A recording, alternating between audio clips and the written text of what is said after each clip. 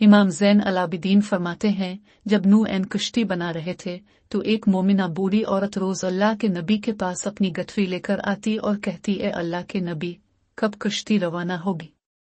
नूह फरमाते, अभी देर है।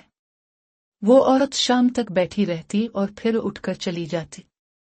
एक दिन नूह ने फरमाया कि ए औरत, जब जाना हुआ तो तुम्हें बता दिया जाएगा। ये औरत वापस चली गई और इंतजार करने लगी कि कब नूह बुलाएंगे। इस दौरान अजाब आ गया और कश्ती रवाना हो गई, लेकिन नूह अलैहिस्सलाम ने इस औरत को न बुलाया। ज़ाहिरी तौर पर नूह को इसको बुलाना भला दिया गया। जब तूफान था तो एक दिन नूह के दिल में मोहब्बत उठी कि शहर को देखूं जहां से चला था। वहां आए और करीब जाकर देखा तो एक झोंपड़ी में दिया जल रहा था। नूह ये देखकर चौंक गए कि रुए जमीन पर कोई ऐसा घर भी है कि इतने अजीम तूफान के बाद भी जिसमें चिराग जल रहा है।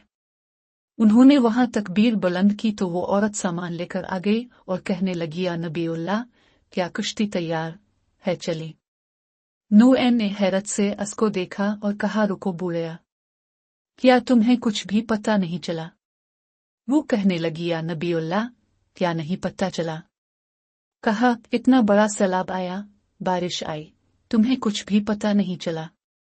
बुढ़िया कहने लगी, या नबीउल्लाह, बस एक दिन बादल गिरजे थे और कुछ हल्की सी फुहार पड़ी थी।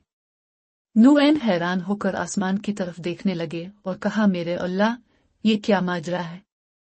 अल्लाह ताला ने नूह पर वही भेजी कि मेरे प्यारे नबी, इस औरत के दिल में चूंकि तुम्हारी मोहब्बत थी और तुमने इसे पाबंद कर दिया था, और चूंकि तुम्हारा इससे वदा भी था कि नजात की कश्ती में इसे ले जाओगे, तब जबकि तुमने अपना वो वदा पूरा नहीं किया। लेकिन ए नूह, मैं तो तुम्हारे वादे का जिम्मेदार था, इसलिए मैंने इस बुढ़िया तक अजाब पहुंचने ही नहीं दिया।